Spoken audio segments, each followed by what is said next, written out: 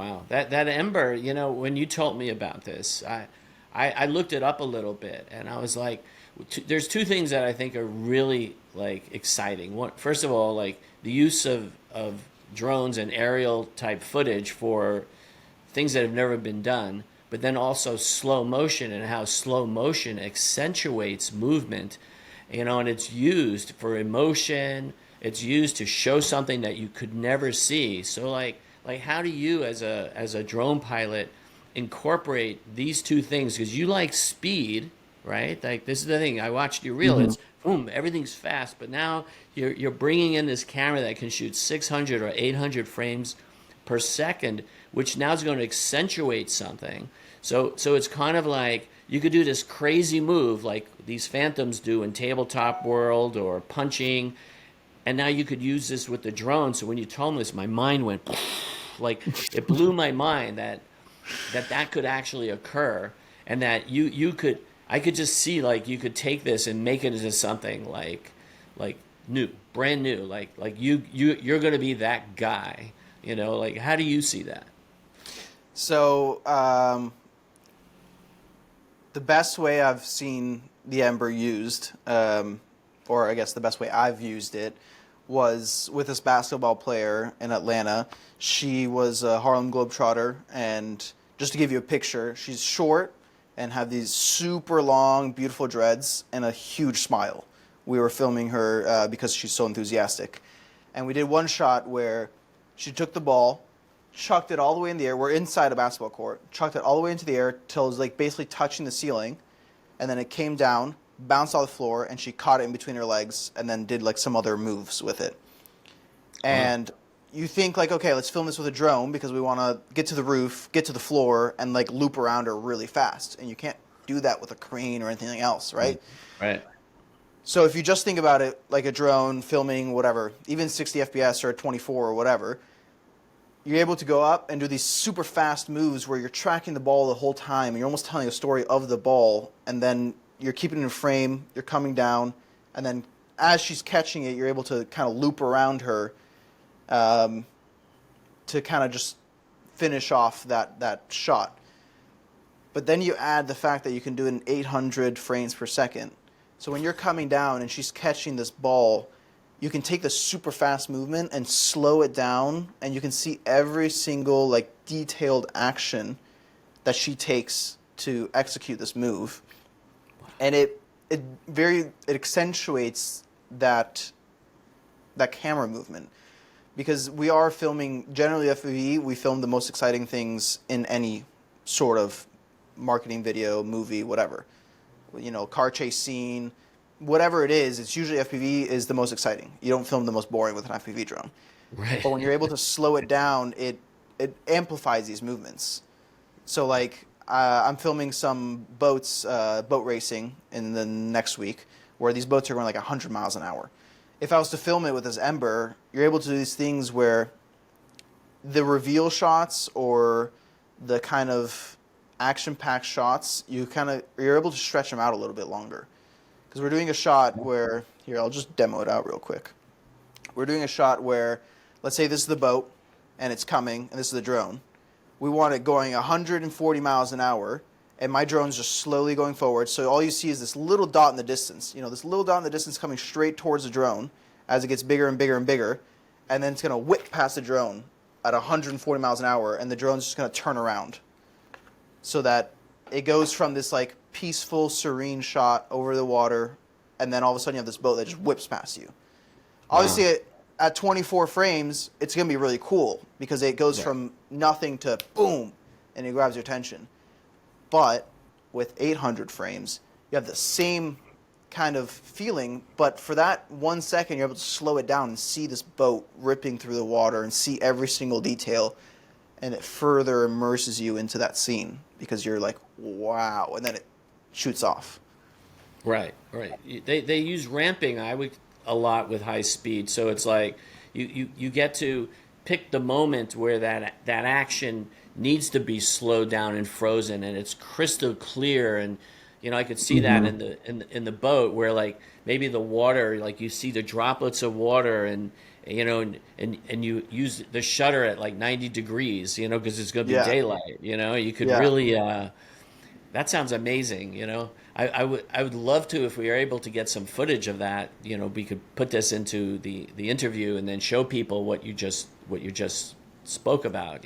Or even Yeah. the basketball. If we could get some footage, that would be fantastic to show the result, because it sounds like you really immerse yourself in the actual vision of what you could do, because you're the only one who really sees it. Like, Yeah. are you able to allow others to see what you're doing while you're doing it?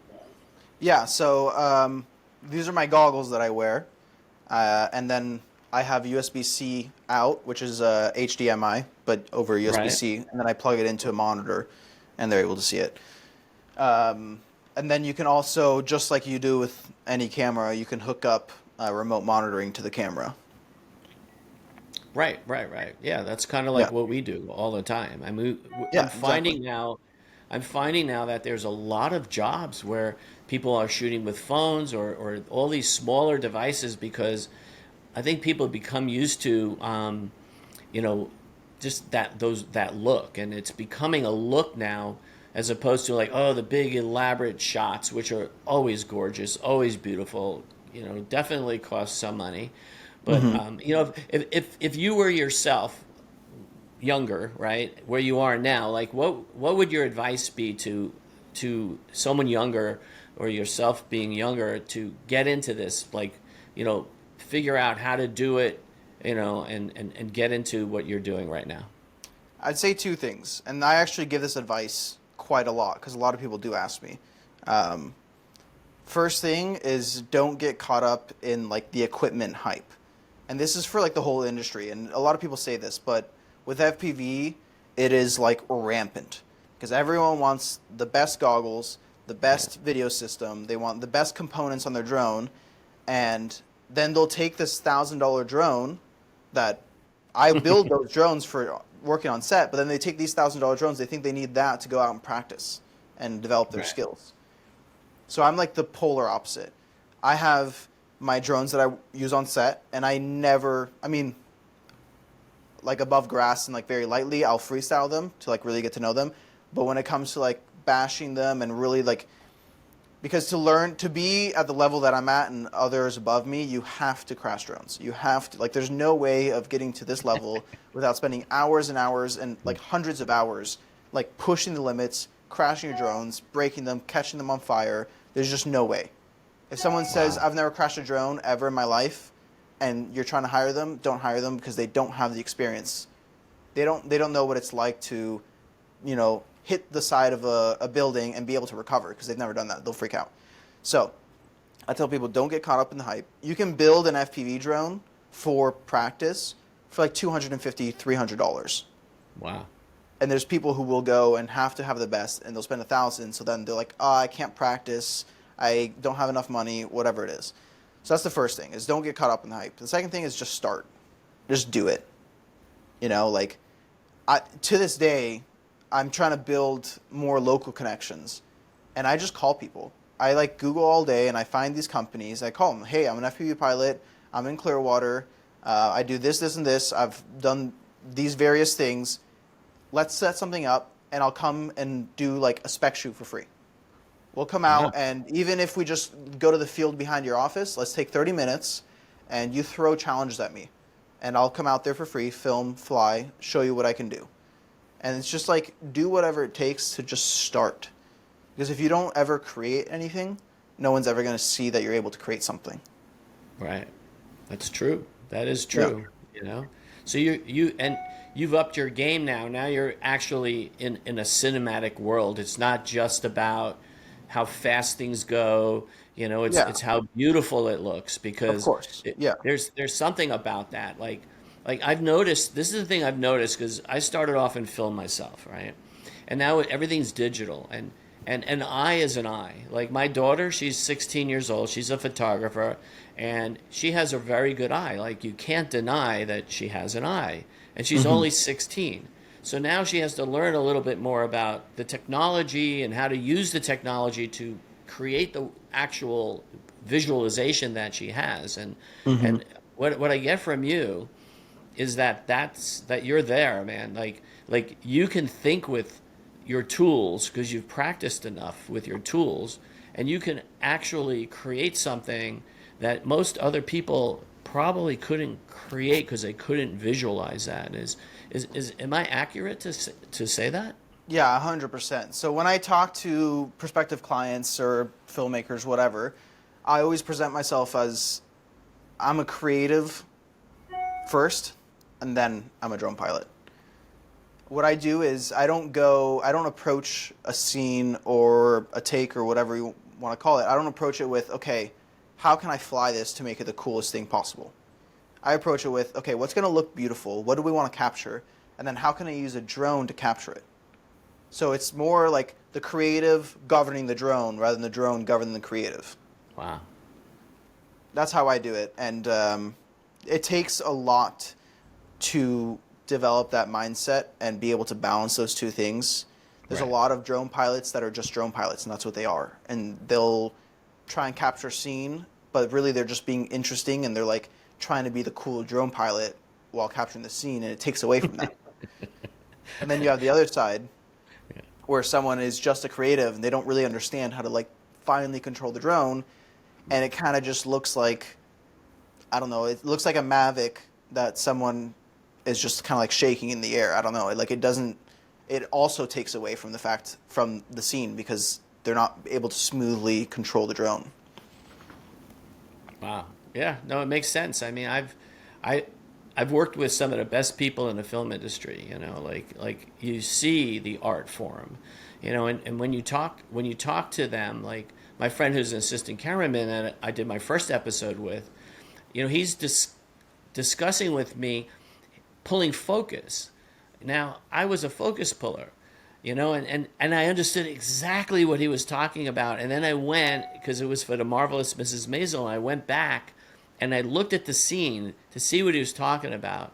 And you don't even see that he's pulling focus. I mean, it's so fucking good. It's the guy just he nails it. And this is his hardest shot he ever did, which, you know, it's the opening sequence, I think season 3.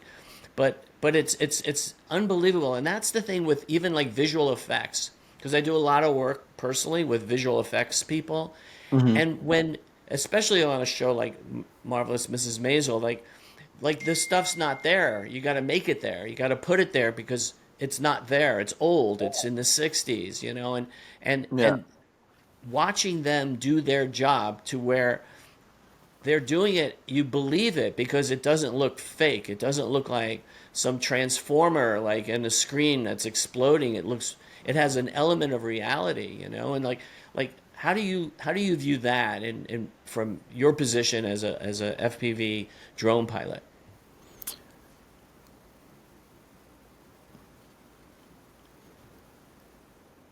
What, making it a reality rather than making it a drone thing? No, no, no. Yeah, yeah, kind of. Let me rephrase that question. We can edit things, just so you know. No Like if problem. you I know, mean, I think it's we fine. think, I'll keep it natural. yeah, yeah, yeah, yeah. You know, like okay. So earlier you talked about what you bring, like cinema, to do your drone work, right? So Mhm. if I was going to hire you for if I was going to hire you for a job, okay, Mhm. what do you bring to the table that other drone pilots don't bring? Okay. So there's a few things. I bring the creativity side, like I said. I'm a creative first and then a drone pilot. I bring an understanding of the film industry. Um, Not that I'm like some super veteran, but I've spent a lot of time talking to filmmakers, talking to DPs, ACs, directors, producers, and I'm always absorbing as much information as I can to be, rather than being this guy that you have to worry about, I'm being this guy that is helping you and kind of contributing to the project rather than I'm here to fly drones and the rest of the time I'm going to take up this whole section and like whatever, you know, causing problems or whatever it is. So creativity, understanding, and I'd say drive or kind of initiative.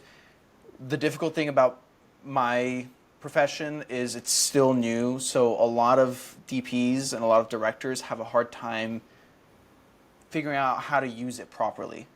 Right.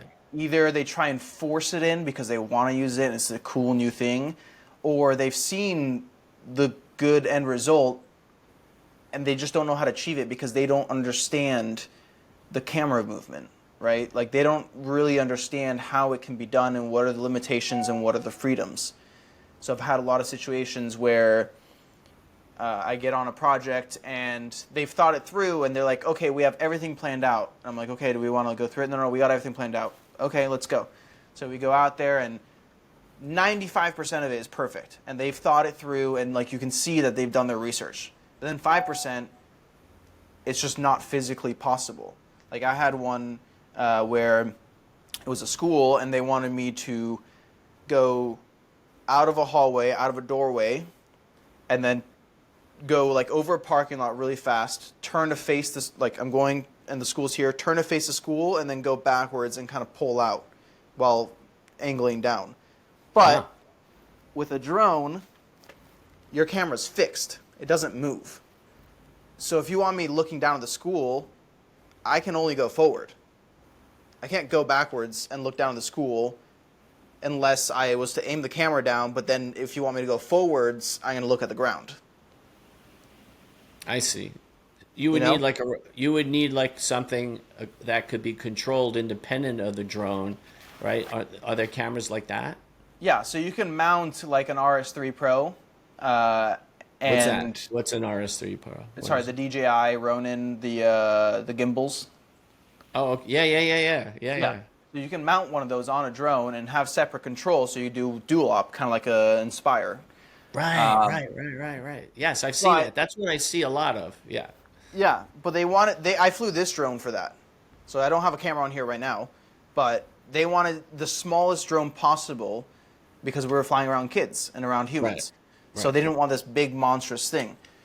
So for a situation like that, either you have a custom designed solution that takes time and money, and I could have done if they just told me, but they didn't. Or you have someone like me that's going to provide a solution. So what I did instead is there was this beautiful insignia on the floor, which was like the crest, the school crest or coat of arms or whatever. It's a very like kind of old and posh school. So what I did is I said, okay, what we're going to have to do is take the camera, and where did I put my cameras? Here, we'll just use this one. We're going to take the camera, and rather than mounting it like this, which is where you would normally mount it when you're flying forward, because then it's straight, we're going to mount it like this, basically like facing the ground. And what we're going to do is when we're exiting, I'm going to fly, so it's going to be straight down. So then when it's straight down, you're seeing the crest, and then we're going to speed ramp over the parking lot, and then come to school, and then I'll go backwards, and it'll be straight at the school. So I was able to think with the shot they're trying to get, and rather than saying, no, it's impossible, I find a solution. Wow. And there's many, many examples of that, and me being able to do that. But those are the three things that I bring to the table is, the creativity, understanding the creative, understanding the industry, what's kind of needed, what is, I guess you'd say, traditional or, and I'm still developing that, but I do have that. And then the initiative and being able to step into a role where maybe a director is stumped and they don't really know what to do and they can't really figure out how to capture it. And I jump in with, hey, why don't we do this? And that's because I have that balance of creativity and ability as a drone pilot, so I can kind of mix the two and propose solutions that they probably wouldn't have been able to think with because they don't have the technical side of a drone.